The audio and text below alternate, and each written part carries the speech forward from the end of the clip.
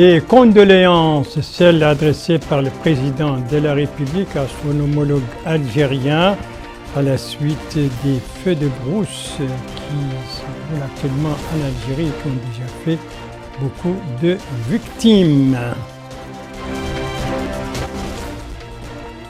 Une rencontre, celle entre plusieurs membres du gouvernement et les walis du pays, organisée par le ministère de l'Intérieur et de la décentralisation, rencontre entrée aujourd'hui dans sa deuxième et dernière journée.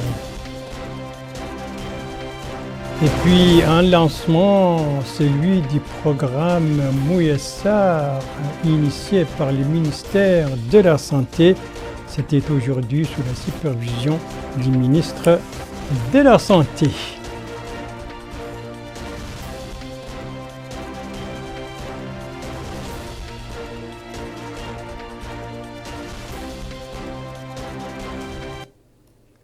Voilà donc pour les principaux titres de votre journal. Et c'est parti, mesdames, mesdemoiselles, messieurs, bonsoir et bienvenue à votre 22h de ce vendredi 19 août 2022. En 22h que nous commençons par une page diplomatique avec ce message de condoléances adressé par le président de la République, M. Mohamed Ould Cheikh El Ghazouani, à son homologue algérien, M.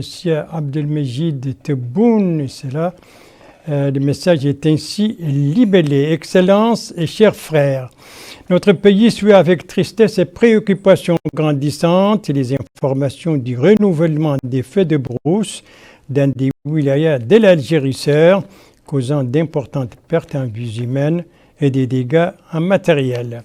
En cette douloureuse circonstance, je vous exprime et à travers vous au peuple et au gouvernement algérien nos profondes condoléances, nos sincères compassions, tout en implorant Allah le Tout-Puissant d'accorder sa miséricorde aux disparus, un prompt rétablissement aux blessés et inspirer à leurs proches patience et persévérance. Voilà donc les condoléances du président de la République à son homologue algérien à la suite de ces feux de brousse déclenchés en Algérie sœur donc et qui ont déjà fait plusieurs victimes. Voilà donc pour la diplomatie. Après la diplomatie, la politique intérieure marquée ce soir par cette rencontre organisée par le ministère de l'Intérieur et de la décentralisation en conclave entre plusieurs membres du gouvernement et tous les walis du pays. Une rencontre de 2 jours donc. Une rencontre de 2 jours qui a permis un échange entre les deux parties et qui est entrée aujourd'hui dans sa deuxième et dernière journée. Alors, qu'est-ce qui a marqué justement cette dernière journée de ce conclave? Élément de réponse avec Bokar Bayreba. La réforme de l'administration est une nécessité. C'est une solution sine qua non pour notre pays qui veut résolument se mettre sur les rails vers l'émergence et le développement durable. C'est ce qui ressort des travaux de la seconde journée de la rencontre entre des membres du gouvernement et les walis. À travers des sessions plénières, ils ont passé en revue les programmes et projets en cours ainsi que ceux à venir. L'administration connaît de nombreuses difficultés dans son fonctionnement et dans la délivrance des services aux usagers. Il a plus que jamais besoin de nouvelles techniques et méthodes de travail. La lenteur dans la production des actes administratifs et la lourdeur des procédures ainsi que leur complexité s'expliquent notamment par la mauvaise application des normes, le formalisme excessif des procédures et par le fort cloisonnement des services. Nous avons pu constater qu'il s'agit d'une rencontre assez importante et assez constructive qui permet aux autorités administratives décentralisées d'être au fait des politiques mises en œuvre par les différents départements et cela leur permet de faciliter tout naturellement le suivi qui est leur mission, d'une de leurs missions principales, le suivi de la mise en œuvre des politiques entreprises par le gouvernement au niveau des wilayas. Ces politiques sont de nature à répondre aux besoins des populations dans les différents domaines d'intervention du gouvernement. Cela est en effet en soi une excellente occasion pour les différentes autorités de poser également les problèmes qui se posent aux citoyens et d'essayer de trouver avec les membres du gouvernement les réponses idoines. Le wali de Khad al-Gharbi et celui du Brakna, respectivement Mokhtar al-Handa et Tayyib Mohamed Mahmoud, ont expliqué que l'administration doit être constamment au service des citoyens et qu'il doit veiller à ce que toutes les décisions soient prises dans la transparence et l'équité.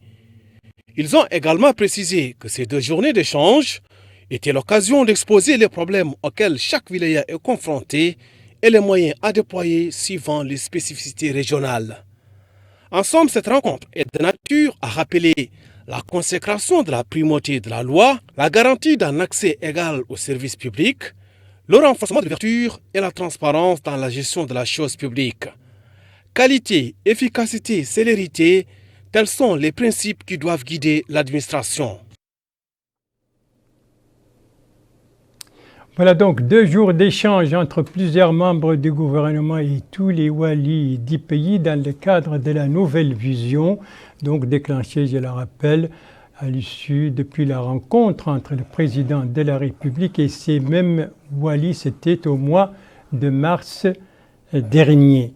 Et puis, à l'époque, le président avait déclaré que la réussite de l'action gouvernementale dépend de l'intégration, dépend donc de l'engagement de l'administration territoriale et au centre de l'action, bien entendu, les citoyens. Les citoyens qui est également au centre du programme Mouyassar. C'est un programme initié par le ministère de la Santé et c'est un programme dont le lancement s'est déroulé aujourd'hui au cours d'une cérémonie présidée par le ministre de la Santé. Alors, quels sont précisément les objectifs de ce programme Mouyassar? Élément de réponse avec Mohamed Khattat. Renforcer les structures sanitaires et améliorer leurs offres de santé, suivant une approche qui assure la disponibilité des médicaments de qualité à des prix abordables dans les pharmacies de toutes les institutions sanitaires constituées de la pyramide des soins, qu'elles soient postes de santé, centres de santé ou centres hospitaliers, et éviter toute fraude ou contrefaçon de médicaments. Tels sont les objectifs du nouveau système national Mouyassar. Mise en place et lancée aujourd'hui même par le département de la santé dans le cadre de l'assurance maladie multirisque qui est l'un des engagements du président de la République, M. Mohamed Ould Cheikh Al-Qazouani, et l'un des engagements de la Mauritanie dans le cadre des objectifs de développement à l'horizon 2030.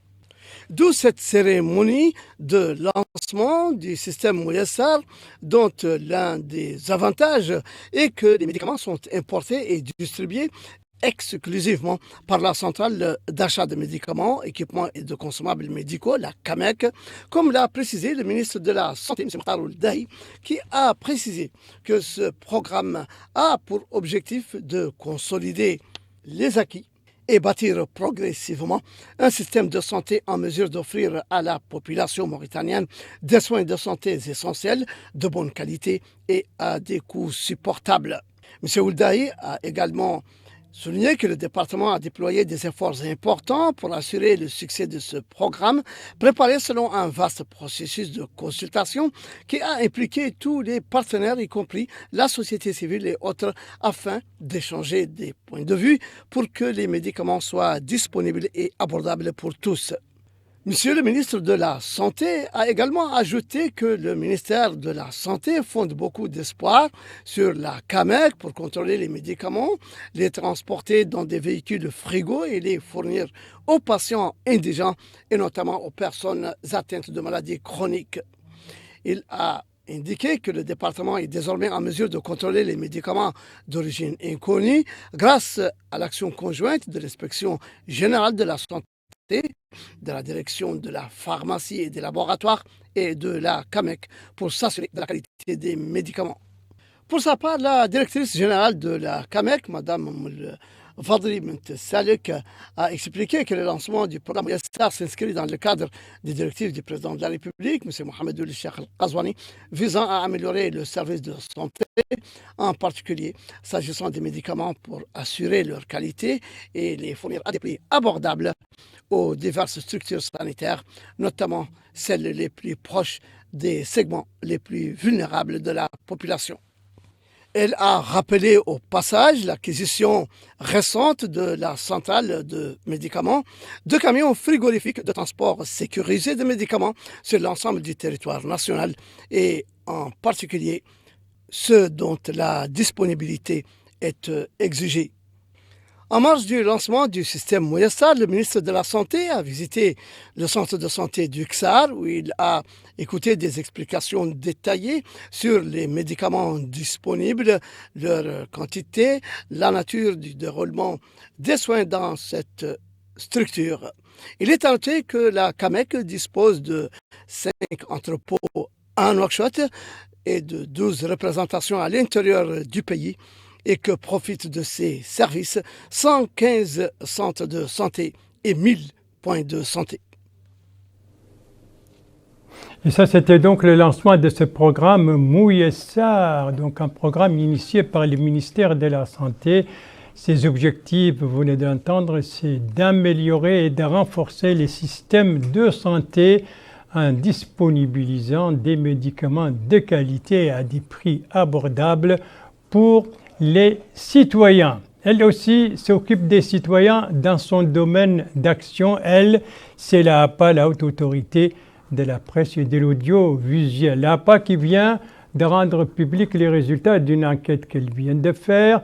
Une enquête donc dont les résultats ont été donnés aujourd'hui au cours d'une conférence de presse. Alors, sur quoi a porté cette enquête? C'est ce qu'a donné, ce qu'a révélé le président de l'APA lors de ce point de presse, un point de presse dont il voit ici les points essentiels avec Abdoul Ademeba. Le président de la Haute Autorité de la Presse et de l'Audiovisuel Hapa, Hussein Oulmedou, a déclaré que cette étude a été réalisée au niveau de l'espace médiatique public et privé, c'est aussi bien au sein des radios et télévisions. Il s'agit, dit-il, d'étudier les temps d'antenne attribués aux personnes en situation de handicap dans le cadre des différents programmes et des bulletins d'information des chaînes de télévision et études reçoivent moins d'attention au sein des bulletins d'information des médias publics au vu du champ d'expansion et d'intervention de ces médias. Ainsi, ces chaînes allouent 3 heures aux personnes en situation de handicap, alors qu'au sein des médias privés, ils ont droit à 2 heures selon l'échantillon étudié. Ces derniers passent presque inaperçus au niveau des médias privés en ce qui concerne les bulletins d'information. Concernant la programmation, les personnes en situation de handicap bénéficient de 31 heures de programme des médias publics, soit 66% de l'échantillon étudié, tandis qu'au sein des chaînes privées, la couverture dédiée à cette frange est de 16 heures, soit 33% de l'échantillon étudié. Il a aussi révélé que la couverture médiatique totale des personnes en situation de handicap est de 52 heures 57 minutes, soit 6,37% sur 831 heures totales du temps alloué à ces études au sein de l'espace médiatique. Et ça, c'était donc ce point de presse au cours duquel le président de l'APA a donné les résultats de cette enquête que son institution vient d'organiser concernant le temps d'antenne accordé justement aux groupes vivant avec un handicap dans les médias publics et privés. Résultats donc donnés au cours d'une conférence de presse, c'était ce vendredi. Vendredi, justement aujourd'hui, une journée pluvieuse à Nouakchott. Il était aux environs de 13h30. Une forte pluie s'abattit sur donc la capitale. S'abattit donc sur la capitale. Encore une fois, n'est-ce pas? Les Nouakchottoises et les Nouakchottois ont les pieds dans l'eau. Bokarbaï là-bas. Les habitants de Nouakchott n'ont pas encore terminé de racler les eaux stagnantes et la boue de la précipitation du vendredi dernier, qu'une autre forte pluie s'est encore invitée dans le décor naturel. Que d'eau dans plusieurs places publiques et rues de quartier de Nouakchott. Les piétons et les automobilistes ont du mal à se frayer du chemin pour aller vaquer à leurs occupations ou rentrer à la maison. Les autorités administratives, notamment celles de la wilaya de Nouakchott-Ouest, était là pour s'informer de la situation et évaluer les moyens à déployer pour venir à bout des torrents. Justement, l'Office national de l'assainissement a réagi rapidement en déployant ses équipes dans les quartiers où les rues et carrefours sont les plus affectés par les torrents. Son directeur, Mohamed Lemine El-Khatri, a déclaré que les éléments de l'ONAS n'ont pas traîné les pieds. Aussitôt à la fin de la pluie, ils se sont mis en action pour pomper les eaux afin que la mobilité revienne à la normale. Cette pluie était attendue selon les prévisions de l'Office national de la météorologie et cela a préparé les esprits en prélude à cette précipitation. Ces citoyens sont restés philosophes. La pluie est un phénomène naturel et on ne peut rien faire. Mais ils estiment que les pouvoirs publics doivent réagir promptement à chaque fois qu'un tel phénomène se produit. Si l'Office national de l'assainissement s'active sans relâche pour pomper les eaux consécutives à la pluie de ce vendredi, l'Office national de la météorologie, lui, renouvelle son appel aux citoyens à faire preuve de prudence aux probables précipitations dans les jours à venir. De l'eau, donc, un peu partout, une circulation perturbée, des opérations de pompage en cours pour libérer les principales artères de la ville. Voilà l'image qu'offre ce soir la capitale. Et pour ne pas arranger les choses, eh bien, l'Office national de la météo, l'ONEM, comme Bokar Bayraba vient de le dire, prévoit donc pour les prochaines 48 heures d'autres précipitations tant à Nouakchott qu'à l'intérieur du pays. Notre prévisionniste d'occasion ce soir, c'est Mohamed Khattab. Les prévisions pluviométriques ont volé la vedette à toutes les autres actualités en raison des caractéristiques agro-hydroclimatiques de l'hivernage de cette année. Dans notre pays, l'installation des pluies ayant été précoce à normale avec des cumuls basculant à l'excédent pour les mois de juillet, août, septembre sur une grande partie du pays. C'est du moins ce que note l'Office national de la météorologie qui estime que ces prévisions donnent une appréciation globale sur les cumuls pluviométriques normaux à excédentaires, l'évolution des conditions thermiques étant attendue avec des tombées de pluie samedi et dimanche sur les deux Audes, la Saba, le Tagant, le Gorgol, le Barakna et un peu de façon hivernale sur le Trarza. De même, estime-t-il qu'il est prévu que ces pluies soient fortes dimanche à Nouakchott et dans l'Adrar entre samedi et dimanche. La situation reste propice à d'importantes quantités de pluie, surtout avec le début et le milieu de la semaine. Elles seront pour la plupart modérées et peut-être fortes à certains endroits dans les deux Audes, dans la Saba, le Guidimaka, le Gorgol, surtout à Kayedi, où, estime cet expert de l'Office national de la météorologie, nous nous attendons encore à des pluies. Nous demandons aux voyageurs et aux conducteurs d'être prudents, dit-il, aux populations de suivre les bulletins de la météo qui sont réactualisés chaque jour.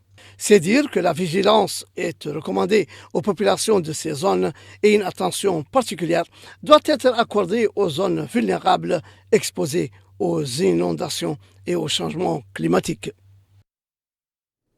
Une fin de semaine donc pluvieuse tant à Nouakchott qu'à l'intérieur du pays selon l'ONM, l'Office national de la météorologie. Voilà pour les prévisions. Maintenant, on va parler des pluies qui ont été enregistrées ces dernières 24 heures.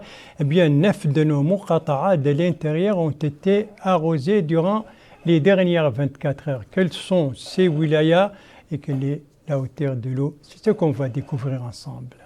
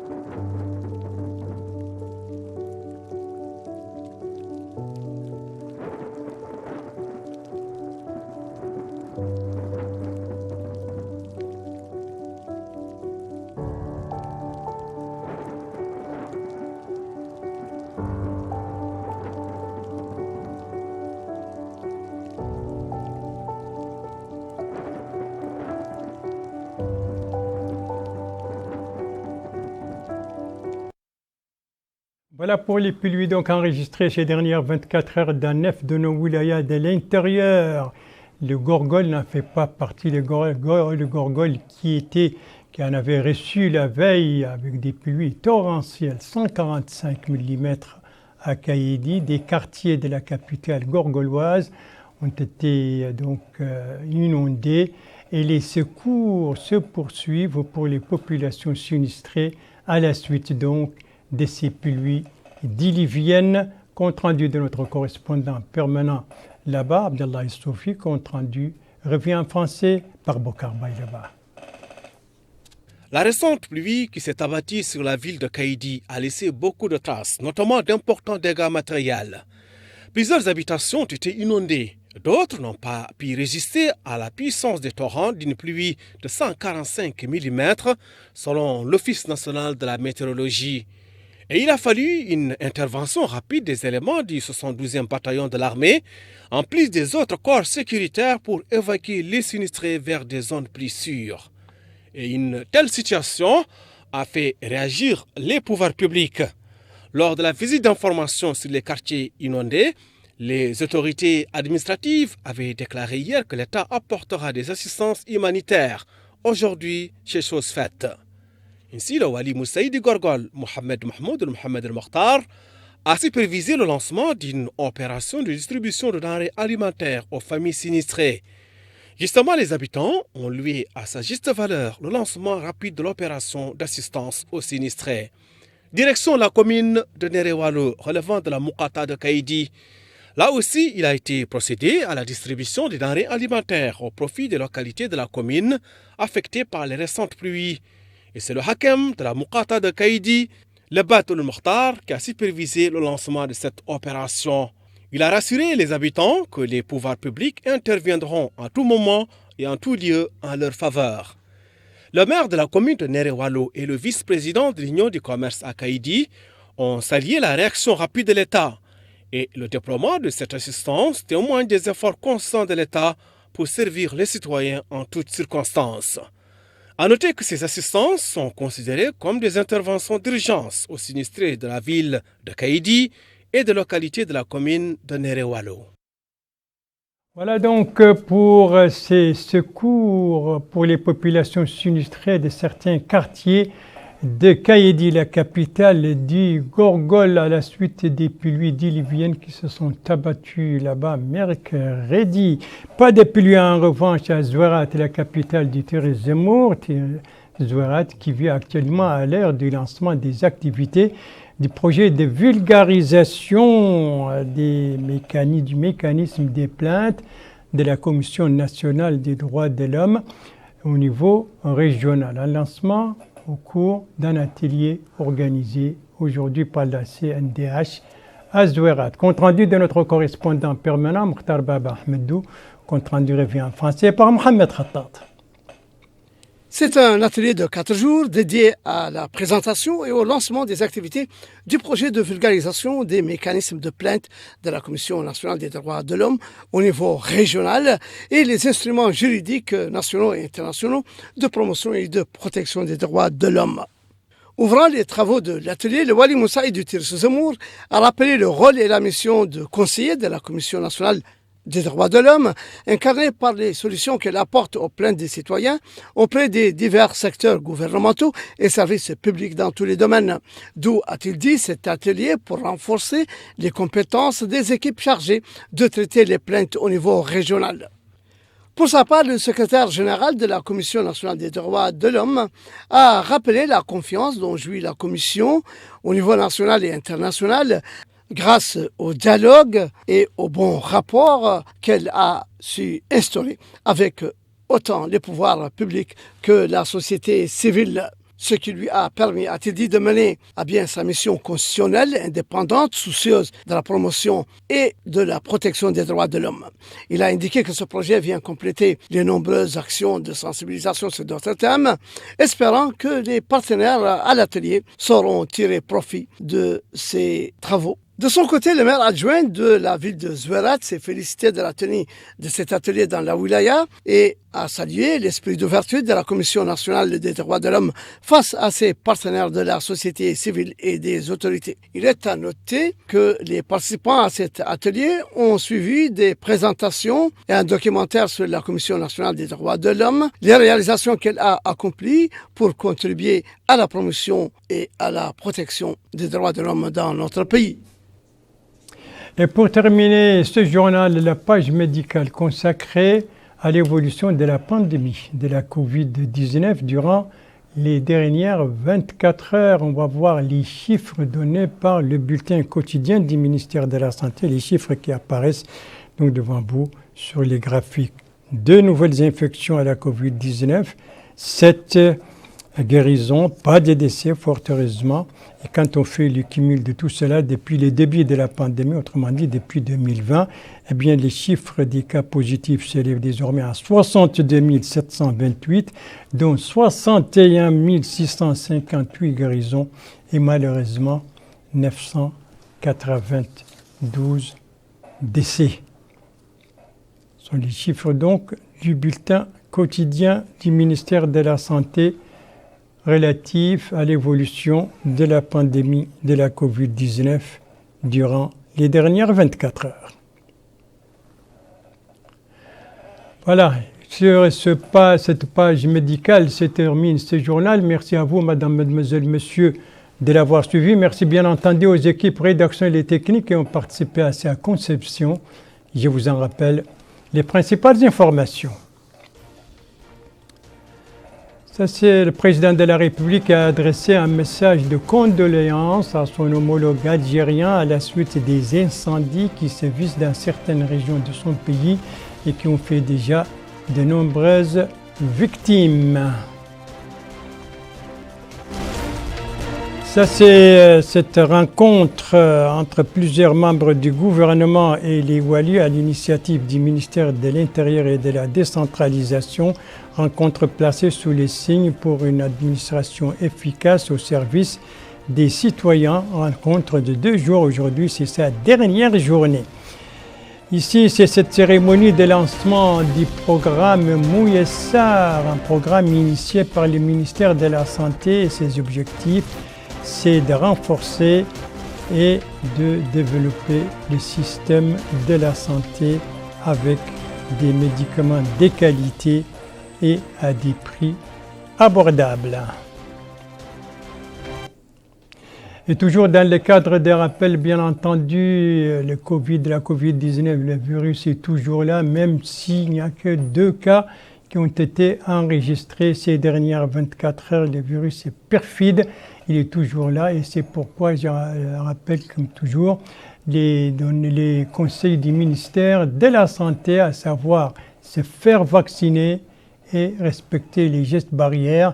Voilà l'arme la plus efficace pour se prémunir contre la COVID-19. Vaccination, mesures préventives, des gestes très simples qui permettent de sauver des vies. Votre santé est entre vos mains. Prenez soin de vous pour vous préserver et préserver les autres.